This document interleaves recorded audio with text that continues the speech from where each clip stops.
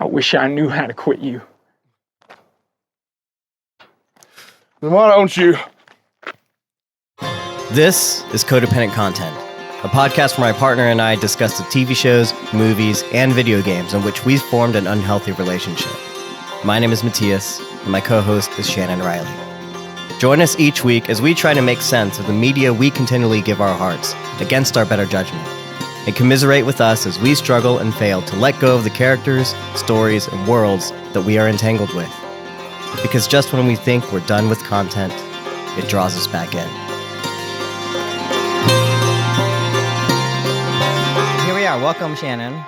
Hello. Hi. How's it going? I mean, it's trucking right along. Feels a little earlier than last time we met. It hasn't been a full 7 days. This time it's only been 5. I have to see you twice in 1 week. I know, terrifying.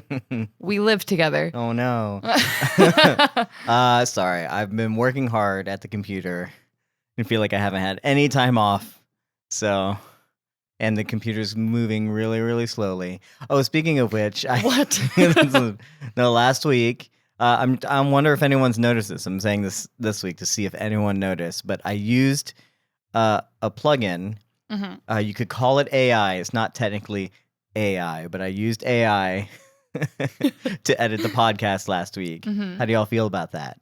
Did you notice? Did anyone notice out there? I don't think anyone noticed, Shannon. I don't think anyone noticed. I Mattias. took the night off, just let the program run itself because I'm Mhm. getting tired of my computer being a problem. I get a new computer soon. It's Woo! coming in. I did enough work and tired myself out to get the money and saved up because I need to make a living and a computer helps with that. But yeah, I edited this with AI. I don't think anyone noticed. And then I am probably going to edit this one this week. So now that you know, See if you can spot the difference. See if you notice what's going on. There is a difference. There's a major difference. It's still not very intuitive. It cuts in ways that I probably would not cut. Mhm. But you know what? At the end of the day, it's a podcast and it's an audio format. And so Yep. you could be listening to this, put it on in the background. You'd never know. And I still edit all the clips for TikTok. So Right. that's all. That's Still work that's you do. the important thing, right? Yeah. So yeah, we're here to talk about Yellowjackets. If you're new here, this is Codependent Content. My name is Mattias Marasigan. That is Shannon Riley, my Hello. partner. And we talk about content, movies, television shows, all the things. We're talking about Yellowjackets this week. We are a spoiler-filled podcast, meaning we are going to spoil things right off the bat. Mhm. We don't hold back. We don't give you a little spoiler warning. So if you haven't seen the episode, check out now. Or whenever you feel like it, or after when we start talking about the episode, because we do sometimes talk about a few other things first. Yeah. We do record this live on Discord. Woo. It is Friday, and our usual audience is not here because it's a different day of the week. Different and day. They're probably working or something. Who knows? Probably. But we are always recording live, and I'm constantly trying to fix the Discord and make it better for us world builders and writers and whoever else wants to enjoy content and talk about it and do things like that. So feel free to check it out and listen to us live if you like. Get in the chats and stuff and talk to us afterwards. Yeah, things get the like that. chat. Shannon, it's been a week. We haven't watched too much, you know. Now we haven't had time to go see some movies, you know. We haven't. We've been busy working and stuff. Haven't had too much to watch Only anything. thing that really made an impact on me this week was loving the mushroom-filled ride of Ted Lasso this week. Sure. And also Athena last night was really good. Yes, Athena is great. A movie that came out in 2022, a French film, foreign film. And if you haven't heard or seen of Athena, you can watch it on Netflix. Definitely recommend going in blind. It is a ride. And because of that, I don't think I'll see much more. But I will bring up something that I think you are even more excited to talk about, and you haven't brought up yet. But the trailer for Strange New Worlds came out. Oh my god! this Yeah. Yes, I'm very excited for that. I actually blacked out. I forgot that came out. I can't wait to see the new season. I'm still bothered that they make Kirk say I'm a spaceman and he's never seen a revolving door before. Yeah, explain what's going on there. What's happening? Okay, they make Kirk pretend like he's a spaceman and he's never seen a revolving door in like one of the last few seconds of the trailer. Kirk's from fucking Iowa. Man was born on Earth. So I don't understand if that's a joke for people that haven't seen Star Trek before, in which case, why? Because if your audience is Trekkies that all know Kirk's born in Iowa, why? So I just have some why questions.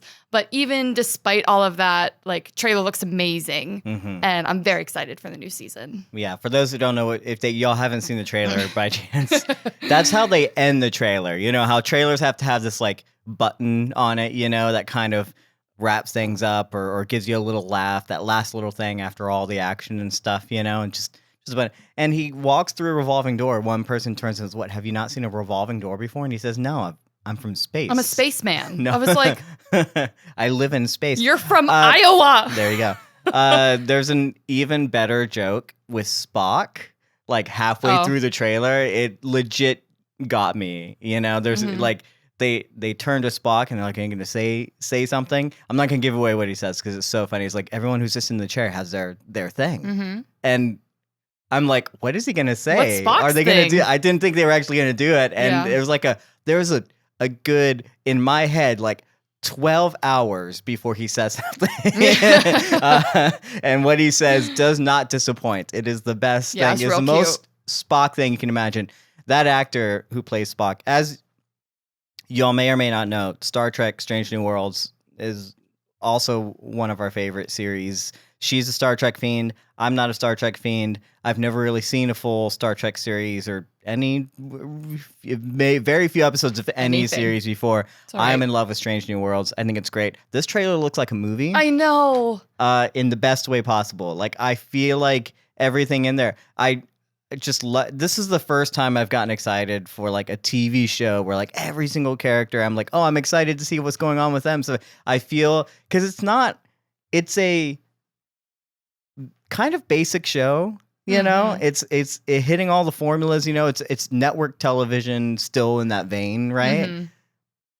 The writers don't know what they're doing, and all the actors are just so goddamn charismatic that I just empathize with all of them, and I love being on these adventures, and it is kind of a feel good show almost. Like, I don't know what it is. It harkens back to original Star Trek, which was very like of its times, a little hokey because of what you were watching on the screen, but ultimately is about like the family and the loyalty and the exploration and excitement of the crew. I'm gonna cry, and I think that's why this series works so well, because it's not about trying to be mysterious or time jumpy. And it's also, I just started watching Picard again. It's not making the grab that Picard is doing by bringing back all of the next gen people, which I love. It is this entirely like new dynamic with new characters, or characters that we're getting to like meet more of, but it's done so authentically and warmly, and I'm very excited. I'm very happy. Yeah, this is a show we plan on talking about when it comes out in June, June-ish area. Hopefully we find out how to like time that out, because it's definitely going to be one of our shows. And we're looking forward to that. So yeah, maybe we'll do like a little rewatch too, because we need to remember, because I'm already forgetting things, and as happens, this is not a show that you necessarily need to know things, but it is fun. I do hope that they stick away from like anything else that TV wants to do, like try and tell like a incorporated like story, you know, and just kind of leave it like, you know, episode to episode, adventure to adventure, you know, and maybe every now and then we have something that, you know, like an overarching season thing, but I don't need like mystery boxes. Yes, exactly. It is a teaser, so we don't know what to expect exactly, but maybe we'll talk more if they release a full length kind of, you know, more story filled kind of trailer. But again, every episode is different, so who knows? Look forward to that, and I think that's it. Do you want to talk about Yellowjackets now? Do y'all want to talk about it? I guess we should talk about Yellowjackets, huh? Sure. Shannon, do you have any basic thoughts, general thoughts about what you thought about this episode 5, 2 Truths and a Lie is what it's called. And a Lie. So this is, I think so far, my favorite episode. And I think it was either directed or written by the same person that did the second episode, which is another, like, the other strong episode of the season for me. Like, 2 and 5 so far are my 2 favorites. And I like this one because we're finally hurtling toward what I actually want to have happen, which is get all the girls back together. So the pieces are falling together, pieces are falling apart, and things happen, and I'm like, oh God, what is that? So this one kind of got me excited for what's coming. And we finally got to meet Adult Van. I love Adult Van. She's so cool. So I want to see more of like what the fuck has she been up to and what's her demon story, because our girl's been going through it. Sure. I guess I will say that this is not my I'm the opposite on this one, I think. I don't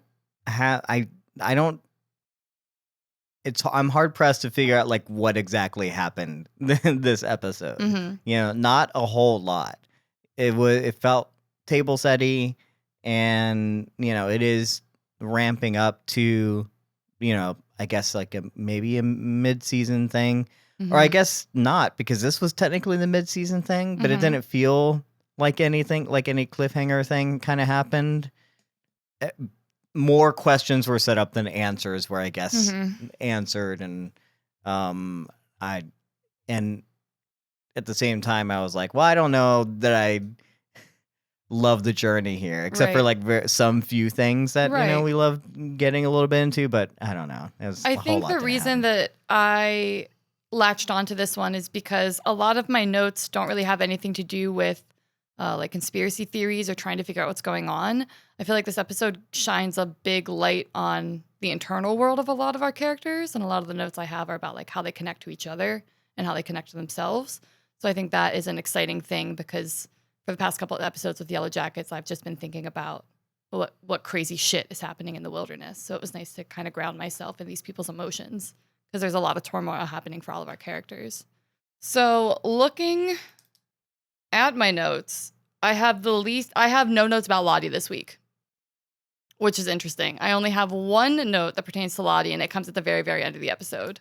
So, well, she was, yeah, kind of kept to the background of Nat's story, because she had to, I guess Nat had to figure things out. We could tackle them together, I guess. They're kind of tied. All right. Didn't we end last episode with them in the bath? You know, kind of, was that last week? Oh, yeah. You know, and they kind of had a connection, you know? So we saw that they weren't complete enemies. Right. Or whatever. But yeah, Nat's on the hunt for figuring out what is Lottie's deal. What is her secrets. This episode is all about secrets and lies, as the title would suggest. Yes.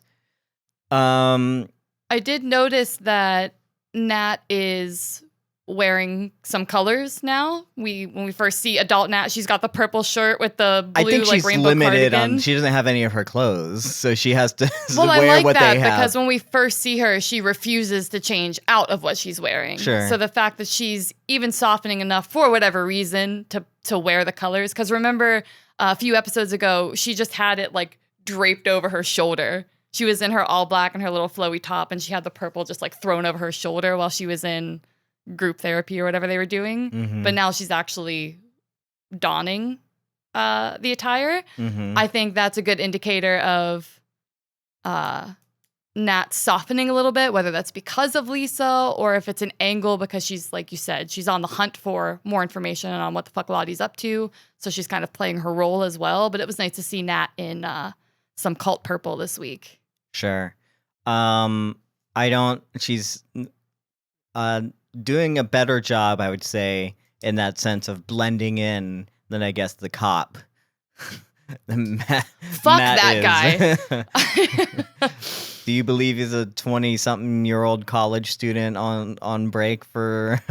No, he doesn't seem like a college student at all, but he does give me, like, weird Chad energy. Like, like frat boy. He's so douchey, and even if I didn't know that he was a cop masquerading, like, pretend dating a teenager to get information, I would still probably think that guy was a douchebag. Yeah. Well, yeah, sure. There was a part when we first met him, I was like, okay, is he doing good at his job? And is that something, is it because we want to root for our protagonist that we will not like him because he is, the better he is at his job, then the worse it is for our characters, Right. But then throughout this episode, it's like, oh no, they made him kind of douchey. Oh, yeah. So I was like, it douchey. wasn't just the fact that he's an antagonist and we don't like him. He's got some weird energies about him that we just don't like, even with his partner. Anyway, moving back on to Lottie, the one thing we should say about her is we see that she is doing her, what they call it, Lottie woo stuff, she was on that like a lot sooner than I expected, because I thought this was something that happened after her mental institution stuff, as an adult, right? She comes back and then she learns more about herself and stuff like that, and she starts her business. So she's been kind of doing this for a while, and she started in the wilderness, and I didn't expect that. Another thing bringing up the mental institution is Misty says she lost track of Lottie. She thought she was still in the mental hospital. Like, how did she lose in 25 years? How did she not know? Did they all think Lottie was in the mental hospital for 25 years? Yeah, I guess I have no idea. I don't know how Lottie could be running this camp and it's not been on anyone's radar at all in like however many years it's been open. It just seems kind of weird to me. Yeah, I thought it was something for sure that, you'd like a Tony Robbins kind of situation, or even like a Goop kind of style thing where, like that she's kind of a celebrity. Maybe she's talked about a few things. Like, she's a Yellowjacket. She must have, like, if she's doing something, people would take notice of it. And they're like, oh yeah. And also she's the girl that was part of that soccer team. And then so she gets press and stuff like that. Yeah. And she's doing interviews. I would assume that people knew what was going on. So the fact that, like, no, this place exists, like, outside, and it really is just a cult of weird people that kind of live off the grid on a farm or whatever, and that no one really knows. You can't find it. You have to kind of like know about it kind of situation. And only like the townspeople close by apparently know about it when they come to the farmer's market or whatever. It's just that weird thing on the outskirts. I didn't expect that. Yeah, I didn't either. And I'm sure we'll touch on it a little bit again when we talk about Misty, but any of the other people, sure, you wouldn't know what the hell Lottie's up to. But Misty, who's been so adamantly tracking everyone and keeping track of everyone and knew like inches of Shauna's life that Shauna's not sharing publicly. So like you can know those things, but you don't know Lottie's out here running a whole cult. It's wild to me. And I'm interested to see how they explain that, because there's no reason Misty shouldn't know unless she's for some reason pretending not to know, but it doesn't seem like she is. I think she literally doesn't know. Right. And so that is also, that's weird. So then we are getting to a point where what track have these characters been keeping of each other, you know? Was not aware of Lottie before that happened. Maybe she did if like Travis was in communication with Lottie, so like through certain ways that like she kind of knew what was kind of going on. Do any of the other characters have like really any connection there? Is it Misty that's going to tell them all next week or something? You know, like, oh, by the way, Lottie's back. And like, what are they? They're really not. They really went on and did their own things. They really don't want to be a part of anything together. So this is all kind of drawing them together, whatever this is. And we thought it was going to be Lottie, but apparently not, Right. And even crazier that like, I guess they would not expect. I don't know. I guess I don't know what we expect, but that they wouldn't expect Lottie to come back or to be a part of this or whatever. Like what they also haven't talked to Nat in a while, and it's only Misty that cares, and she didn't think about. Now we know why. It's just because everyone thought she was in the hospital. Up. I don't know. Whatever. Yeah. So yeah, but we know she's I have a feeling we'll learn more about her next week. We see that she doesn't have any secrets. She's just been, because everyone knew, right? But Nat thinks she discovers the secrets of Lottie, that she has everything on them, and just like a good, I guess, psychic. You know, the more you know about the person, the more you can say things that would lead them Resonate to with believe things. You know, it's like, oh, I know these things about you, so I know what you're struggling with, so then I can Mhm. manipulate you and like thinking like something's you know what I'm saying? And Mhm. but they all know because they gave it all up, Right. right? And so there is real no secrets there. But I will say, so really she isn't hiding anything. Like we thought there was ulterior motive. She's just as in the dark as everyone else. Right. Is what we're finding out. Yeah. You know, and she's not causing any of this stuff to happen. It's just happening. Mm-hmm. And one thing I want to know is like what we lingered on the safe and the gun when Nat opened up like Lottie's little vault or whatever. Is that supposed to be the same gun from again the wilderness? I hate to say it because it's got a little lever action. It looks similar. It doesn't have to be the same gun. I don't know why it would be even, but like I feel like we lingered on it for like a shot. I don't know if anyone else noticed. Okay, so you didn't. I So didn't forget notice about that. it. Forget about it then. It's probably not a thing. I Gun just watch. don't know if when the camera wants to show you something, I was like, Yeah. why are we, Why are we spending showing time us this? here? But whatever. If you didn't notice it, then I'm probably making it up. So, No.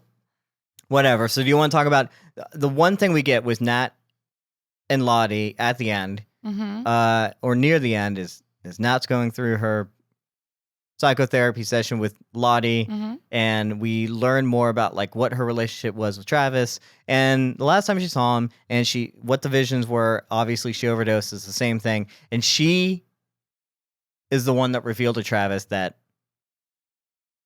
the darkness they brought it with them. So, which strange that it's only appearing now 25 years later, but they brought it with them from the wilderness. But Well, another interesting during her psychotherapy, she imagines that they all die. Yes. Oh no, but like I know where you're going with it, but no. What? Well, go ahead, say it. I would just be interested to examine why that's the vision that she has of all of them dead. Sure. And is it that like part of them died when they crashed there, or I don't know. It's very lost to be like, oh, they all died. It's all like they're all in fucking well, that's purgatory. what I figured you were going to say. I'm surprised you're holding back of saying like it's lost. Yeah. So I really want to dig more into like what do you think that means? It was very important. It's the first thing we see when we start to dive into her mind. Why do you think that's what they show us? They're not like diving into her mind. She's just remembering things, you know. So that was something that happened like a while back. It's not. I don't know. I don't. You don't know. I don't think there's any reason for it. Oh. Like I'm sure there's a reason that they shot it and put it in there. I don't know what it is, but they continue, and when she comes out of her overdose state, she looks at Travis and says, "We weren't alone out there, and we brought it back. We brought it back with us." And that is very interesting to me too, because we know that there's weird shit happening in the wilderness. And I'm wondering if it is that badness almost, like they found the dark part of all of themselves out in that wilderness, and then they brought it back with them. And now it's like haunting them and terrorizing them.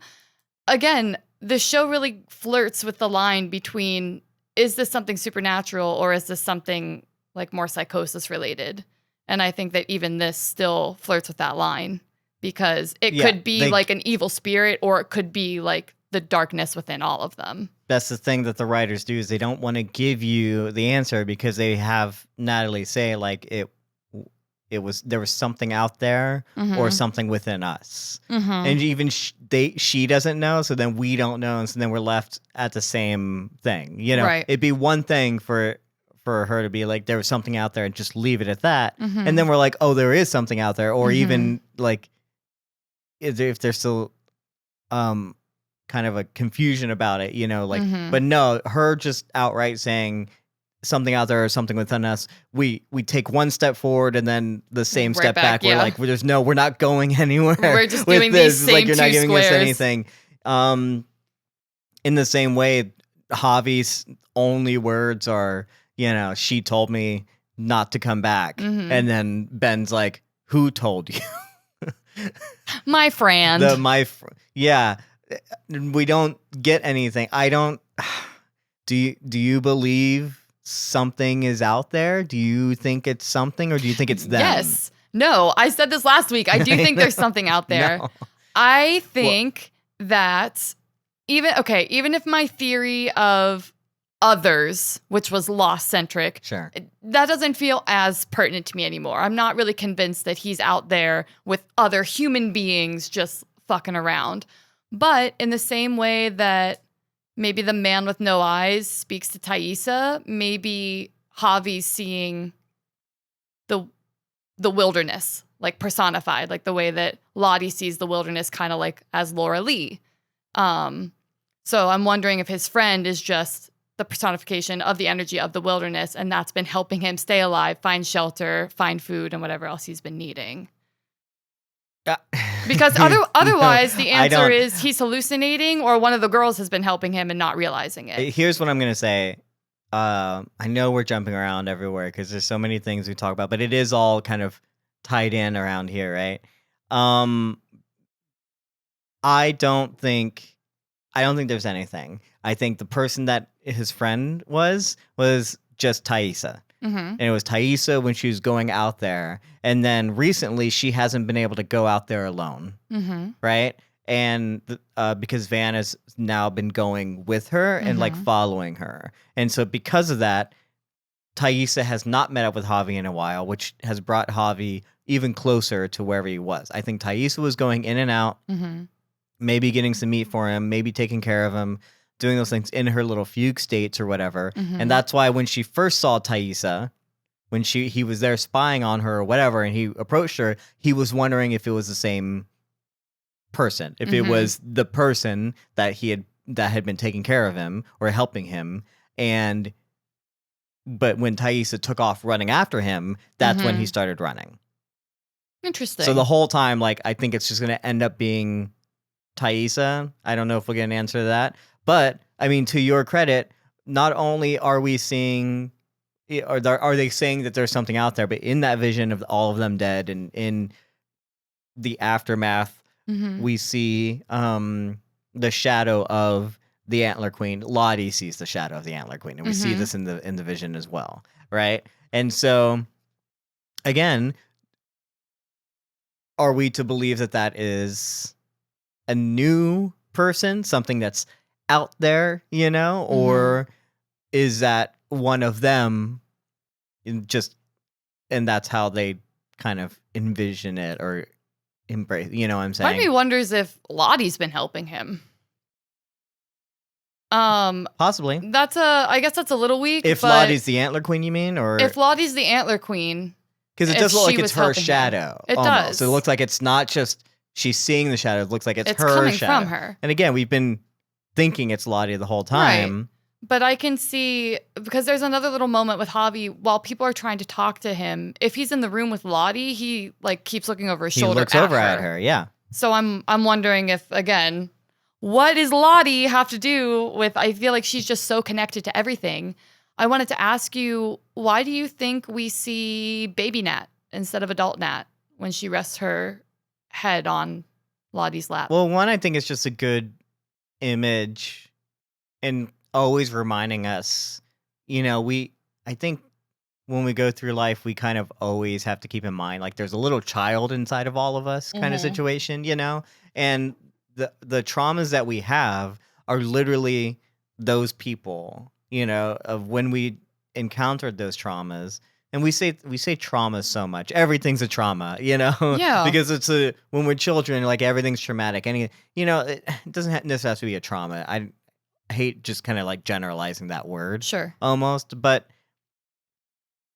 everything that happened to them at that age, and everything that's dealing with and struggling with is coming from that time. Mhm. And when she seeks the comfort of Lottie after having reimagined that or whatever, she is essentially in herself reverting back to that person. Yeah. You know, when we encounter or confront our traumas, we Mhm. are confronting our younger selves or reverting back to our younger selves to do Yeah. so, you know? And so I think it's just like imagery, you know, it just that kind of metaphor kind of It really worked for visualized. me. I liked seeing young Nat in that moment. I thought it was really pretty to see. I just liked, and again, the dichotomy of young Nat is the one who places her head on her lap, and then we see the antler queen shadow, which maybe again solidifies my thought that perhaps Lottie is the antler queen, and I do think maybe has something to do with how Javi's been staying alive and the fact that she was so adamant that Javi was still alive. Maybe it's because she knew Javi was alive. Yeah. And I'm just wondering if maybe like Nat seems to have like blocked a lot of things out, and she's clearly done a lot of drugs Mhm. that she can't remember even her last time with Travis because she was, you know, she was almost ODing, Mm-hmm. and you know, Lottie has to bring that out of her. I wonder how much the other characters actually remember, how much Taisa remembers, how much Shauna remembers of that time. Or, you know, Yeah. we know that Van is taking Oxy. oxycodone, you know, and so how much did they actually become other versions of themselves to the Mhm. point where they don't even remember what they became, you know? Yeah. And that's why when she reverts back to her younger self and then Lottie reverts to the Antler Queen, that was the dynamic. They Mm-hmm. became whatever they had to be in order to survive out there because they weren't coming back to the real world, or so Yeah. they thought. But I don't know. It's interesting, strange conundrums, but it doesn't give us again any answers. It's just it's just some Yeah. cool imagery, you know. It I will is. say it's like one of the better parts of the episode. Yeah, I liked it. But overall, like it took us still like almost an hour to get there. Mhm. So yeah. Well, let's I think that pretty much sums it up for Lottie and Nat. Let's move on to Shauna, and therefore that would encompass Cali and anything we have to say about the cops. Because I don't have a whole lot on Shauna this episode either.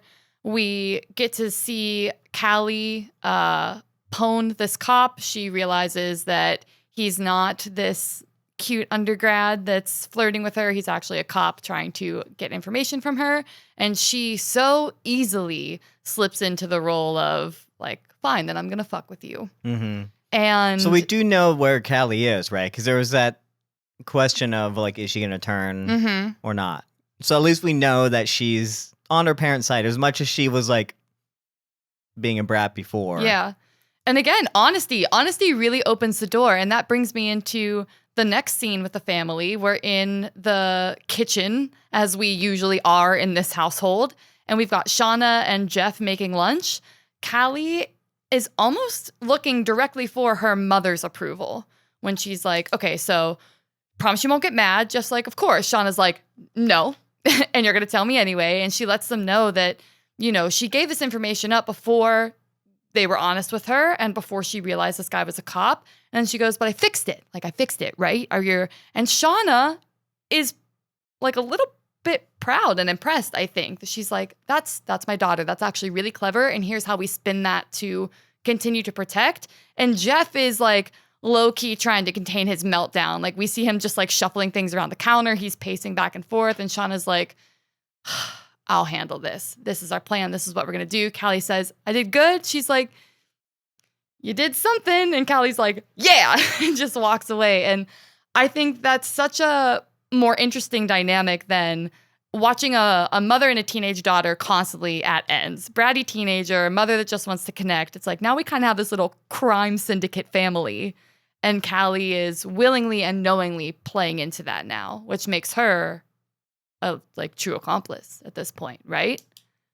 Oh, for sure. They're all in on it together, and Yeah. they might as well. I mean, it's all also wrapped up in just blackmail, so he can't really do anything if you wanted, because then he'd have to reveal a whole lot more, and then that whole family is screwed. So yeah, this family is Breaking Bad. I don't know what the end game is going to be there, because I don't know if they're going to keep doing shit, but I guess we'll see. Now we know, at least we know what side Cali's on. Yeah. And we get to watch Shauna try to, chess piece the game a little bit more. She meets up with the best friend. She asks him politely to jack off into a condom because she's got all of her T's crossed. Unfortunately, our boy cannot perform. And I understand, because I feel like if you ask me to ejaculate into a condom on demand like that, I don't think I would be able to do it either. For different reasons, I suppose. But I love that this grown man is just like, you know what? I'm just gonna put some strawberry lotion in here and do it. Instead of being honest and just telling Shauna, like, hey, it's not gonna happen, he lies and he's like, okay, I'm just gonna be done with this. I just imagine him like squeezing this lotion into this, that I can't come. We're doing this whole elaborate plan and this fucking man is gonna ruin it with strawberry lotion. Shauna's gonna kill him next just by being fucking stupid. I'm sorry, I didn't mean that. It's not his fault. He's put into a very weird predicament and has no idea what's going on. But ultimately, if you're Shauna, like, she's gonna be screwed because he couldn't just tell her, like, hey, I can't do this, and then maybe they could think their way out of it. Instead, Shauna just thinks everything's fine, and they leave, and that douchey cop comes in, and he spots that lotion condom, and he is just activated in the most Chad way possible. He's so annoying. Don't look at me like that. I don't like him at all. The problem is that he was right, though. Oh, he gets out of the car, like, annoying. It's like, no, something's off. Like, I don't like it. Mm-hmm. And then they go and check the room, and then, like, the other Kevin's like, oh, yeah, like, do your thing. Do you want me to get forensics? Like, haha, this guy. And then he ends up being right. 100% correct. Which is a problem. Like, I don't like it. It's like, technically, we like Kevin, but also he's not doing his job. I like Kevin. I don't like the other guy. Because he's not. No, Kevin is on our girl's side. He's not. Kevin's on Shauna's side a little bit. He's like, I really think he would prefer. They all went to school together. Yeah, I think he would prefer that this not be happening to her. So there is probably a part of him that's like, oh, cool, you know what, you're wrong, it's okay. And of course, this other guy is just strangely activated about it. But yeah. So that's adult Shauna. And then we have teen Shauna, who is feeling the baby pains and I guess about to start labor or just hits labor near the end of our episode.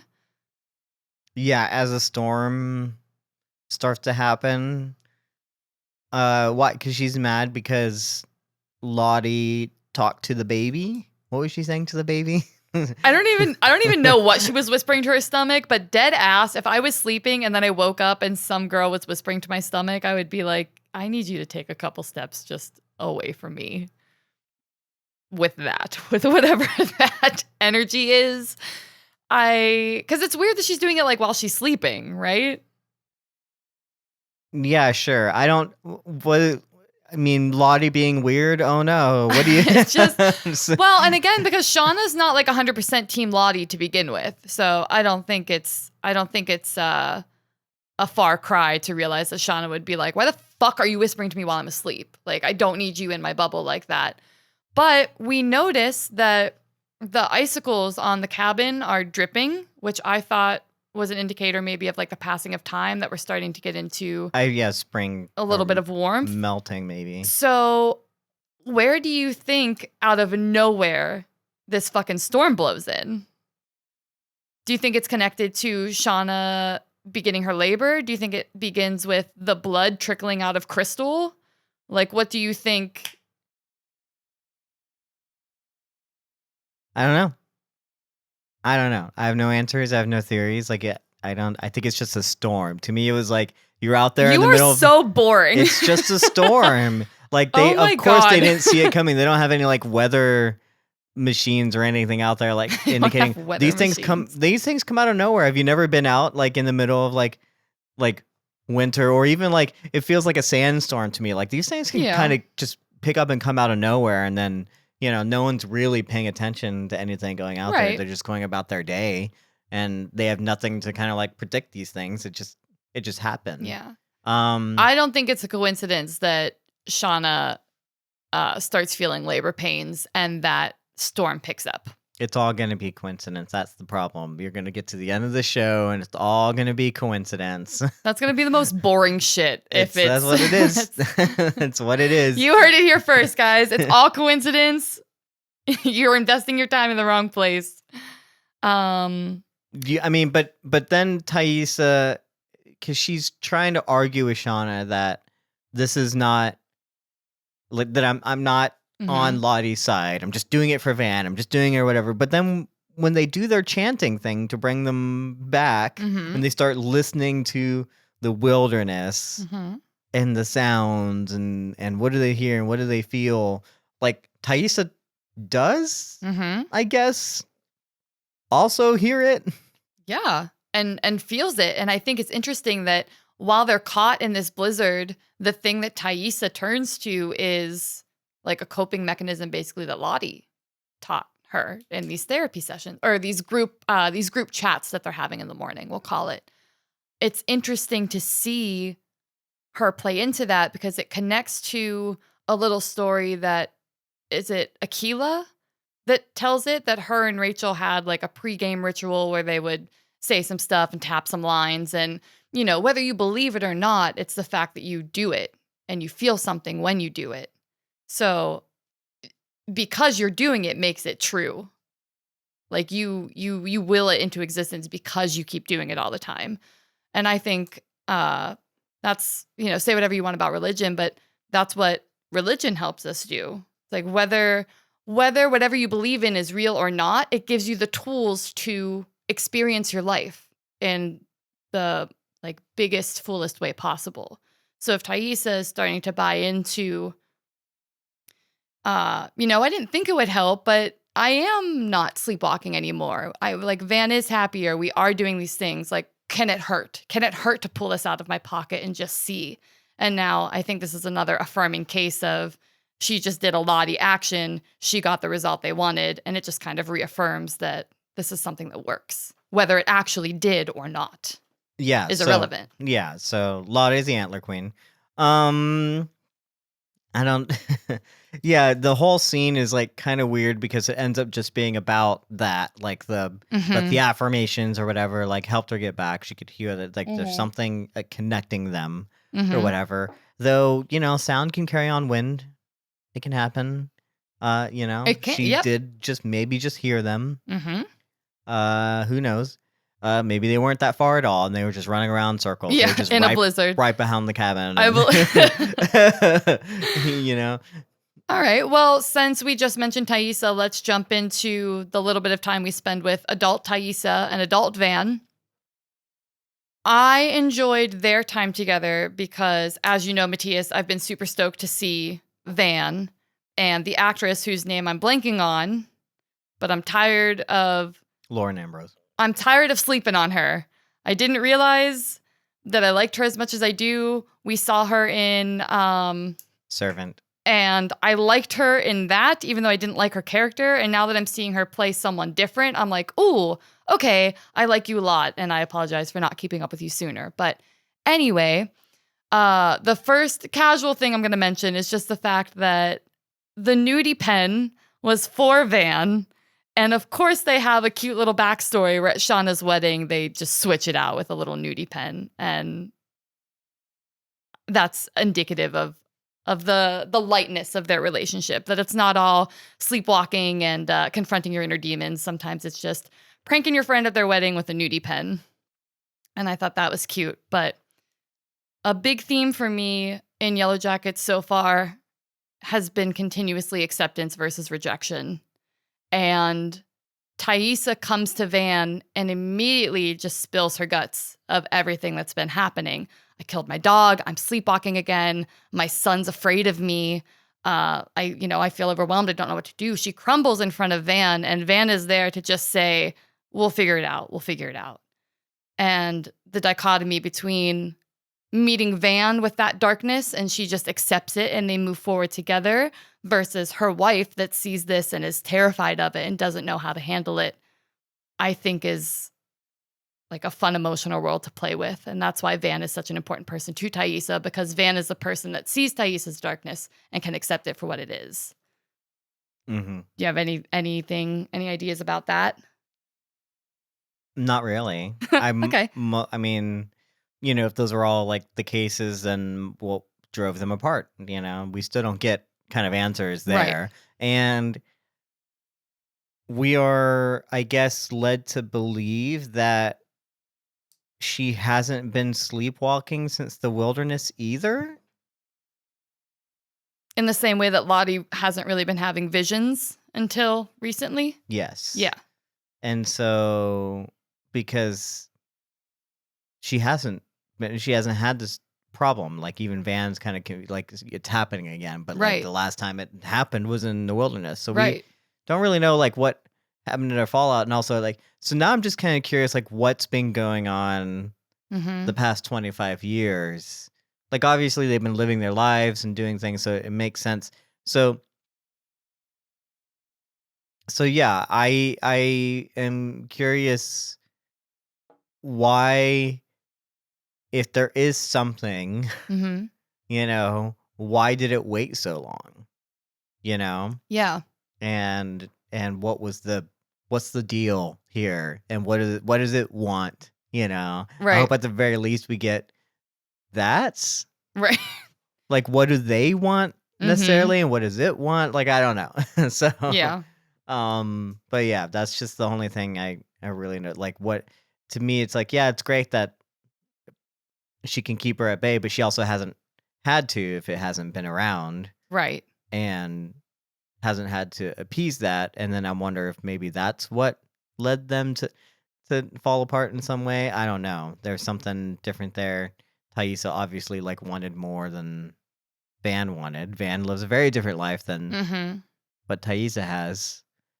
And she's still stuck in the all her references still come from those old movies as well. Yeah. Even the posters on her wall. I wish, I'm sure our chat or, our internet detective, someone smarter than I am, I'm sure those posters are all, you can find like references or moments of why maybe they're important to Van. But there's one poster, and I apologize because I don't remember the name of it, but there is a poster that you see twice. It is both upstairs and downstairs. And I'm like, I wonder what that movie is.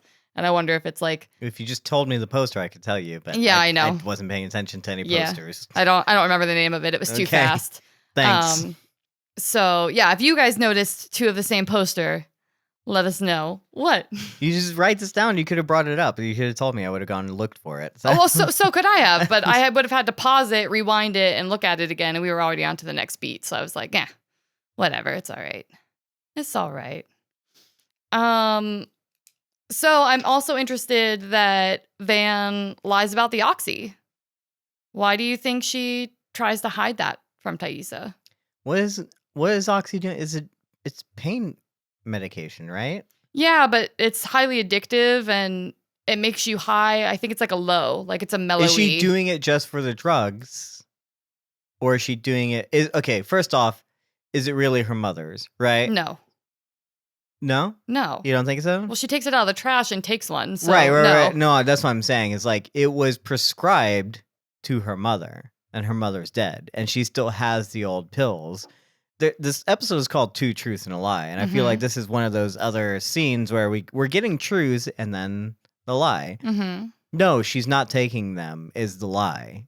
But the truth is that, no, they were her mother's, which would make sense. Because otherwise, I'd imagine, like, why would she have gotten prescribed them, So that's what my question is. Like, is she just doing it because she's in pain in some way? Right. Or is she doing it for the other reason, which is the addictive and the drugginess of, you know what I'm saying? Right. Like to kind of keep on her whatever she needs, know? And if she is taking them in more of a self-medicating way, even if it started out that they were her mother's, she would need a fresh supply of depends on when she passed. True. But so yeah, if she's in like the addicted stage, She could have just looked at the date on that bottle. Anyway, I was just interested of why do you think she chose to lie about it and throw the pills away? And then as soon as she's asleep, she goes to the trash can and takes one. Because what are you going to tell Taisa that you're taking oxy to like numb yourself? Maybe. I mean, Taisa just showed up at my house and told me she killed her fucking dog and put its head on an altar. And Van doesn't feel comfortable enough to share what she's going through. I don't know why that's so surprising to you that someone would. I'm not saying it's surprising. You say I wonder why. I wonder why. But like doesn't mean it's a surprise. I just wonder why. Okay. That she's like just not ready to share that with Taisa. That she's maybe ashamed of it. I mean, or maybe she doesn't think it's a problem, so there's nothing to share because Taisa reacts kind of like snooty about it and judgy. Sure, I feel like those are all answers to something as opposed to just like questioning it. That's just what it is. Like, I don't know if there's anything else there. Are you searching for some other reason? That's why you're asking why? Because again, I don't think it's that confusing. Like people hide things all the time.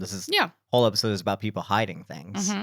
So people can't be honest all the time. So yeah, she hides it because she's ashamed of it. She's ashamed. They're all ashamed of things, and she's ashamed of whatever she's going through. And also, she just doesn't want to deal with like Thais is here downloading all her problems, and she's not here to, as usual, check in on Van. Why else? You're not here for me and hear about my problems. You haven't looked me up in 25 years. Like, oh, Sammy okay? Is your wife okay? Like, oh, great, your family's fine, but me, on the other hand. So yeah, that's not very confusing to me at all. So that just, so whatever. Great. So then right at the end, after she takes the oxy, Dark Taisa comes up and gives her a very aggressive smooch. And Van's like, oh, it's other you. And Dark Taisa is just like, yep, this isn't where we're supposed to be, and just fucks off down the hallway. I think they're headed to Lottie's compound. Yeah, two guesses where they're supposed to be, Shannon. I think they're headed right to Lottie's compound or the wilderness. They're going to get on a plane and crash it. I'm just kidding. The fact that Van is probably just ready to like pick up and follow Taisa again is an interesting dynamic in their relationship. Because is she ready? Like, I think she just has to, because again, this thing hasn't popped up in 25 years and she's been doing nothing else but giving, running a queer supporting VHS shop,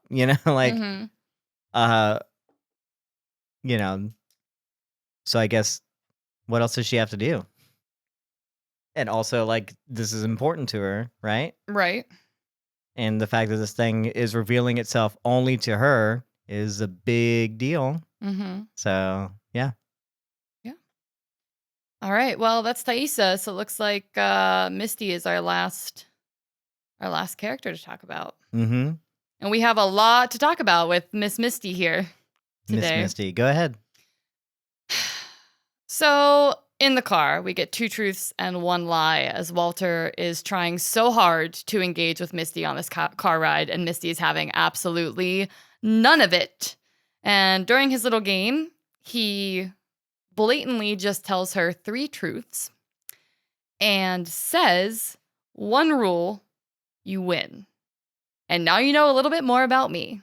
So win. That is incredibly telling of who Walter is as a person, and I fuck with it so hard. He has weird energy in a good way, not in a douchey way like the cop, but he's blunt and he's straightforward and he's honest, but he's also charming, and that kind of puts you like, it takes me aback a little bit sometimes with how just like straightforward he is, despite also still kind of being a little bit of enigma. So the 2 truths and 1 lie, I was also wondering, since that's the title of our episode as well, how do you think that ties into the episode and what we've been watching? Does everybody kind of tell truths and lies in the episode? Everyone's told lies, I think. And that's everyone is in some way has been hiding something, or we've been getting some like revealing things. Mm-hmm. You know, like I said, Natalie discovers something that she thought was a lie that was actually the truth, and then they went on to like discover the truth of the things. You know, like so it wasn't about the lies. You know, so there's these like hidden things. You know, Misty actually like we go into her thing with Crystal, and well, we do discover that Crystal was, as many people mentioned, this is her quote unquote first victim.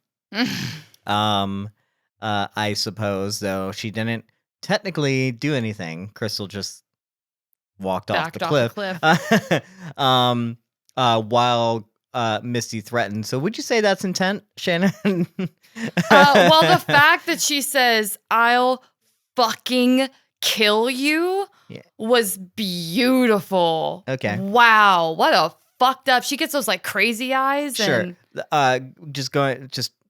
Again, going back to what you asked, like, yes, I do think it's all part of like everyone is revealing truths or discovering lies or all these kind of things the whole episode. So yeah, I think that's, I mean, why else would they name the episode there? And like that's why it kind of keeps coming back, you know, in terms of like what are we expecting from these characters, you know, are they being truthful, who's not, you know? And what's interesting is I think we get like a few more truths than like a few lies. But yeah, anyway. Well, let's talk about the fact that Misty broke the black box. Yeah. Well, I mean, you know, I mentioned before in an earlier episode, we were like, well, we could all just trace this back to Misty. I totally forgot about that black box when I said that. But like, it's like if you want to start blaming people, like you can always start blaming like for their predicament. It can always be like, well, you did this, and we're like, well, you did that, and it always goes back to someone else, right? You know, to well, who's gonna blame the pilot kind of thing. Well, it's like, yeah, Misty did kind of. Misty broke the black box. Yeah. So again, my favorite theme of this season is acceptance versus rejection. And right before she feels empowered to share this dark secret of hers, we have Crystal saying, "I was afraid if I told the truth, they wouldn't like me as much anymore." And that is such a like big thing in any sort of relationship that you build. It's like, how much information do you get about another person before you decide you don't like them anymore? Like how much darkness and badness do you share with someone before they decide that the threshold is reached and that it's too much? So pairing that with adult Misty in the car when Walter is like, you know, I did do some things. You probably killed someone, and like your extracurricular hobbies don't bother me. Like I like you despite any of the weird shit that you do. And finding people like Van with Ty, or apparently perhaps Walter with Misty, Jeff and Shauna, when we find those people that accept us, when we truly are like our darkest versions that we're most ashamed of, I think that's really special. And in that moment where she gets out of the car and gets her stuff, and he's like, "But I'm your ride." And she's like, "You have to leave." I almost feel like that's Misty being so overwhelmed. She speaks as her younger self that she wants friends. She wants people to like her and pay attention to her. And that's why she broke the black box in the first place. It's because it's the first time that people have actually seemed like they cared about her and what she has to say. And now that she's almost getting that recognition again, I don't think she can handle it because her entire life has been people proving the opposite. So I think in that moment, it's really emotionally overwhelming for her. And I think that's why she creates the space and just gets out of the car. Although I do not think that's the last we'll see of our friend, Sir Walter. At least I hope not, because he's been a delight and I need him to be around some more and create chaos with Misty. Sure. Do you think he was, do you think he actually, again, I want to come, I don't, maybe I just don't want to let it go. The fact that like there's something else that always bothers, I want him to be accepting and to join in on Misty's thing, but like Misty still doesn't trust him, you know, and he's, and maybe for good reason, you know, was he just fishing for a confession? Mm-hmm. You know, for whatever reason. Maybe. Yes, he's smart and he can do some things and do whatever, but like, is there another reason for him to have even come to those conclusions? You Right. know, and he's wrong, and Missy knows he's wrong. So again, like, if you had actually done your homework, then and you'd actually deduce some things, you want to be deducing it about me, Mm-hmm. and she doesn't like being accused of being the killer because she didn't. Mm-hmm. You know, at least not him. Right. She's killed 2 other people that we know Correct. of. Oh, well, technically she killed one person, and the other person she just threatened very close to the edge of a cliff. So did she kill her?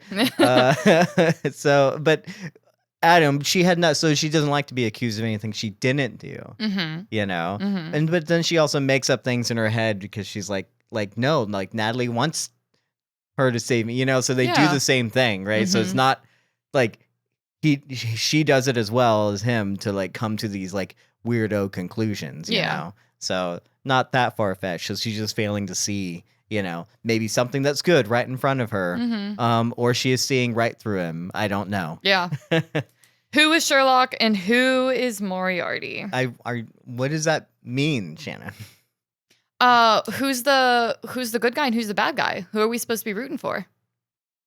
Who do you want to be rooting for?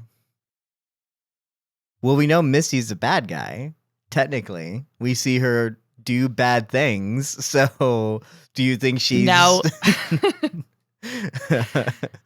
Great? I just mean, is Walter up to something nefarious? Like he's part of the private investigator or whatever and wants to like nail her for her crimes, in which case I would say he's a good guy, but ultimately is the bad guy to our protagonist, who is Misty. Right. Well, sure. Again, nothing else really happens with that. We know Misty gets back into the camp, but that's about it. Mm-hmm. They found the camp, they did it, and then she sent Walter away. I do hope it's not the last time we see Elijah Wood, but Yeah. I feel like even if she's onto him or whatever, like maybe keeping him around would be better than Smarter. sending him, you know? Yeah. As like the person just accused you of murder and possibly can tie things to you, and you just sent him away, as opposed Mhm. to like, hey, this could be a valuable asset, and then keep Yeah. your enemies close kind of thing. Yeah. That Missy sometimes is smart and then sometimes does some stupid ass shit. And Shauna was even like better at like, she's covering everything up a lot better than like Missy's not even helping do any of that. Right. She's just making things worse. Right. To the fact that where Nat is like, no, I don't want you around because you're going to fuck it up. Because I'm busy, I'm doing my thing right now. Yeah. Whatever it is that she's doing. She's like, Mhm. I'm doing it. Missy, you're going to screw it up. So do you think Missy's going to screw it up, Shannon? What do you think? Is there a black box waiting to be smashed on the other side of these episodes? Abso-fucking-lutely. And is Misty going to do Absolutely. it? Who let the wilderness out is my question. Was it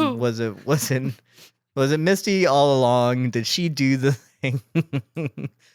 We're going to find out she went back and she did something, and now that's why it's coming 25 years later. It's all going to come back down to her. She's the one screwing it all up. Well, I But think, sure, which one's her Moriarty? And yeah, which one's Sherlock and which one's Moriarty? But well, what you were just saying is, we were talking about in a twisted way, being in the wilderness kind of lets all the girls be like the truest version of themselves because their dark parts come out and there's really nothing you can do about it because you're just abandoned in this wilderness. So of course we're all going to eat Jackie because we have to. We're under these like shared traumatic circumstances. And Lisa has a kind of cheesy, but also I wrote it down twice because I really liked it, quote, that is just, giving voice to our darkest thoughts gives us access to our deepest truths. And I was like, what a therapy thing to say. And then I was like, you know what? That's actually really thoughtful, and I'm not going to shit on it because we see Lottie come alive in the wilderness. We see Nat activate in the wilderness. Apparently we see Taisa combat her demons in the wilderness. We're seeing Misty, who's fucking crazy, but like, make a friend. She's useful. She feels like she's a part of something in the wilderness. So there's something special and dark about releasing the deepest parts that you're ashamed of in this place. And then just harkening back to what I said earlier, what is it? What did they bring back? Is it the darkness within themselves? Is that what they unlocked the whole time? Because that can't be put back into a box. You know, once you kill people or eat your friends, like that's not something that ever goes away. So how do you combat that darkness and still lead any semblance of like a normal, healthy life? Right. No, I do think it is going to be like, it is within themselves. It's something within them that Natalie refers to that comes back. But that doesn't answer my question about like, well, why now? You know, as opposed to like 5 years ago or 20 years ago, or why did it ever leave? You know, so that's the only thing that doesn't get answered. But yeah, nothing is more true than in that sense than with our Misty character. Like if anything was awakened in anyone, like out of all of them, Misty awoke something Activated. freaking dark, because what people say about her, like, is technically true. She may not want to believe it, but like they say, no, you're a psychopath. Her friend, like Walter, says you have the traits of a serial killer. You know, like that's like classic thing. You know, and he doesn't. He just like says that so nonchalantly. The thing that we've all been like with thinking no is like, yeah, you are like a serial killer, and she doesn't, you know, want to believe that, I guess, but like it is technically true. You know, and there's some truths there, and that's just like, what is it? When is, I guess maybe she just never embraced it. And I'm wondering, like, do we never, do our other girls, do the rest of the team like never actually confirm anything about Misty? You know, because otherwise they would, if they learn about Crystal, like what happened to Crystal, I'm sure they'll find her body in the spring or something. You know, like I'm sure that they'll like piece together like what happened, but they'll never be able to prove that Misty did anything. Right? Well, and she technically didn't, but they'll never be able to prove that it was from that. It doesn't seem like they ever find out about her deepest, darkest secret ever. And now that we remember that that's a thing, I feel like that's going to eventually come back in their adult selves, and they're gonna, and like that's gonna be a very big confrontation, maybe later on in the season or something. Yeah, but maybe. Like it's almost like it's setting up Misty, because she's the one that has done. We see her. The other girls haven't technically hurt anyone except for like Adam. Like Shauna did that, sure, right? But like we haven't seen Lottie do anything but just be a little spiritual, you know, and kind of try and help people. And the same thing with Nat. She's just trying to feed people or whatever, and then she just couldn't deal with the trauma, and she was addicted to stuff, right? Right. But she didn't hurt anyone, right? Besides, like, I guess herself with her and Travis by putting up the walls that she put up. Sure. You know, emotionally, right? Yeah. Misty almost pushed someone off a cliff. She outright poisoned someone, and she, you know, we do know that she's willing to do whatever it takes to do it. Like, is she the main antagonist of this entire thing? You know, is she the one that's going to be like against everything and everyone? Because she doesn't, even whenever she wants to be on everyone's side, and we want her because they're all a part of the team, she's never really on anyone's side. They never accept her as part of that. That's why they keep pushing her away. So like, what is that doing there? Like, why do we keep keeping Misty like separate from everyone? You know, like everyone else is going to come together and do it. Do they ever become accepting of Misty, or do they actually know these things about her, and that's why they kind of like stray away? I don't know. There's a whole lot there. I'm like wondering what they're trying to set up with this kind of stuff and with this Misty character. Even though I love it, I think she's a compelling, interesting character, but she is, of all of them, like the only one that, like, it says her stuff technically has nothing to do with the wilderness except for the fact that she was out there and like she was the only one that could do it. Well, there we go. I think that's a big indicator. Misty's darkness, if another theme of ours is confronting your own inner darkness, Misty's darkness, I think, is closer to the surface, and she reckons with it more frequently than the other girls do. We even see it as adults. Like, Shauna just moves into housewife mode and family mode and has a kid. Taisa's running for senator. Like, these are people that are pushing down and ignoring and not affirming the darkness that's in them. I apologize. Meanwhile, with Misty's like, I'm a little crazy and I do what I want to get my answers. And this is my bird and this is my citizen's detective. And like, yes, I'll poison your cigarette and like kill this PI. So I think that that's maybe a reason why she doesn't necessarily click with all the other girls, is because the other girls can placate their darkness easier than Misty can. And I think that's why her and Walter click so well, is because Walter's energy is kind of weird and chaotic too. And like you said, he just says things. He's never really judgmental or confrontational. He never puts other people down. He just like says. He has no filter. He just says the truth of what's happening. And I think that's why it throws Misty for a loop, because whether he's playing her or not, like, that's an energy that she is not often confronted with. And it seems like the last time she got close to that was Crystal, where they were really vibing and they were telling each other secrets and they were pinky swearing, and she got comfortable and she was like, wow, this is someone that I keep telling these like shameful, embarrassing things to, that I don't always like to admit to myself. And here's this person that's seeing me and accepting me and making me feel like I'm a part of something. So I think, unfortunately, we're just watching like a varying range of damaged characters try to deal with whatever their inner darkness is. And I really hope that as adults, whatever this cultivation is 25 years later that they have to re-hearken with is something that hopefully is like a healing process for them. I guess that doesn't give us more seasons of Yellowjackets. Maybe eventually. But you know what I mean? It's like, it's sad. We carry so much like shame around things that we're afraid to admit about ourselves. And it really does just take even one other person to see that in you and let you know that like you're not alone and you're still worth like love and time, even though there are parts of you that are maybe extracurricular. So I think that's really special. And I hope that there's more to this show than just, oh no, spooky wilderness, and no, we lock it back in its box on the wilderness, and we'll see you again in 25 years. I really do hope it's a deeper sense of self-discovery for all these characters than just that. Yeah, no, I do hope the showrunners start revealing their hands a little bit more. Yeah. In terms of like what they want the show to be about, because again, the more and more we go and the more we're like adding more mysteries, and I'm like, okay, but like what do you want? I don't know what journey I'm supposed to be on with these characters. Yeah. You know? And I can't keep asking the exact same question every single week. I get 2 more scenes with Ty, and what's my question? What's going on with her sleepwalking? Like, that's been the same question for the past however many episodes we've had over the past season and a half. So I'm hoping, again, this kind of feels like a turning point. We're going into hiatus, and we only have 4 episodes left.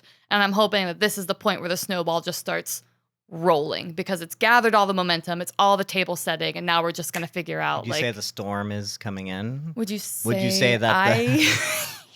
Do you see it coming, or is it just gonna happen? Is what the I'm just saying the icicles are dripping, and do you think that's what Mari could have been hearing? No. Okay.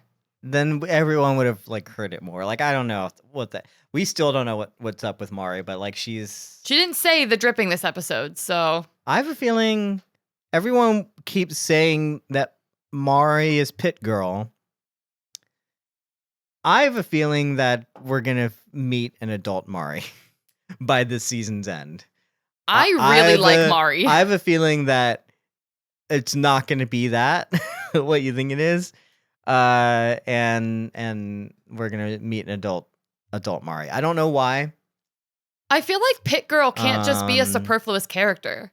Pit Girl has to mean something. Pit Girl 2023. But let's be honest, right? If you just put one of those random girls in a pit, also if it's Mari, that we're making her kind of like a more combative character, and she's the one in the pit, how convenient. If it's someone that we like know or care about, or if it's one of our more main characters even, I think that would be far more interesting than just and Mari, I love you, but like a girl that we brought out from background to essentially create more people to die. I feel like that's not very interesting at all, and I really hope that that's not where they're going. Do you think they're gonna find Crystal's body sooner and eat it? I don't know. It seemed like she was getting covered pretty fast. I'm wondering if No, I think that. Yeah, I think it's the going to wilderness be is covered. working with Misty. I think it's going to be covered before they can get it. But if they're still hungry by the spring, because that snow's going to melt. Yeah. But she'll be nice and frozen. They can just throw her on the pyre and sure, just recreate the same. just munch on her, Same situation. Crystal, we love you. Was there anything in the teaser that, besides the fact that they're all, did we? I didn't pause to look at it. Did we see who all ends up at Camp Green Pine? I'm assuming Shauna and Jeff and Cali do not. I just didn't see Shauna, but I saw all the other girls. Yeah. Or the ones that we know of. So Natalie, Misty, and Van and Taisa. And we got Lottie. Gonna be there. Yeah. And of course Shauna wouldn't be there because Shauna, as we know, doesn't want to have anything to do with Lottie. Shauna, as bullshit. we know, is going to start to be questioned intensely by Douchey Cop. Shauna's building her own army. I don't know. What? I don't know what's going on. If this is a story of two sides, maybe there's two antler queens. Maybe we have always been focused on the one, but maybe there's another. Maybe they go to war and maybe Pit Girl's from one of the other person's side, and maybe Shauna is also the. I still haven't let go of my theory that Pit Girl is someone's kid. I think it would be really cool and really fucked up if it's Lisa or Cali or it was a future thing. That was a future vision and not like a wilderness past. Because you do say vision. we know we see Misty, but don't we? But we see young Nat. We do. In this episode. Mm-hmm. So they've already established that we can see these characters apparently whenever the fuck we want to. So that's what I'm trying to tell you is like we can't trust anything now. As soon as you gave us a character that like can have visions and they encroach on the real world and then they don't have like that they can't even tell what's real and we can't even tell what's real. Now we're going to be in a spot where the writers can just write themselves out of anything. You know, like, what do you mean Pit Girl, Antler Queen? That was never supposed to be a big deal. like, oh, you cared about the Antler Queen? Weird. Oh, God. They're like, oh, now we got to write some stuff. Okay. I would be so mad if that happened. Well, so as you said, was there anything else before are we done? No, that's it. Okay, that's it. Great. We're going to get to see Shauna give birth. Yeah, that's the thing. They're so excited for this. They keep saying, we're so excited. No, why are you so excited? If that baby is alive, it's going to be so much fucking work. Yeah, not excited at all. You got to feed that thing. You can't even feed yourselves. Oh my gosh, yeah. So this is going to be a nightmare one way or the other. Okay. Yeah. Okay. So we are... There's no episode next week. No. You're sure? Because we said that I'm these positive. were going to start premiering on Sundays. Nope. And then they end up being... They're taking a bye week. It's Thursday back May 5th. nights at like 10 o'clock. Yeah. You're not wrong. But they are taking a bye week this week. Okay, I'm taking a bye week. So we won't see y'all for 2 weeks, technically. See you in May. And I'll have my new computer and we'll be maybe hopefully editing better and getting things out quicker a lot, stuff like that. Anything else you want to say before we move on?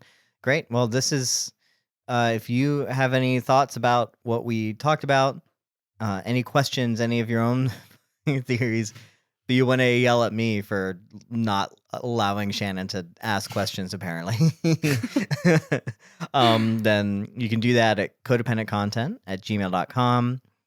You can go to the Discord, Vulgarian Order, and hear us do this live, or just chat with us there, or just talk to us about anything. Yeah. Thinking about implementing a Pokemon bot so people can catch Pokemon on the Discord. I don't know what people want to do. I'm just trying to. I still think we should try to plant place a tree. To hang out. Okay. And then you can always find us on YouTube, comment there, Spotify, answer questions there, or anywhere you get these clips on social media, things like that.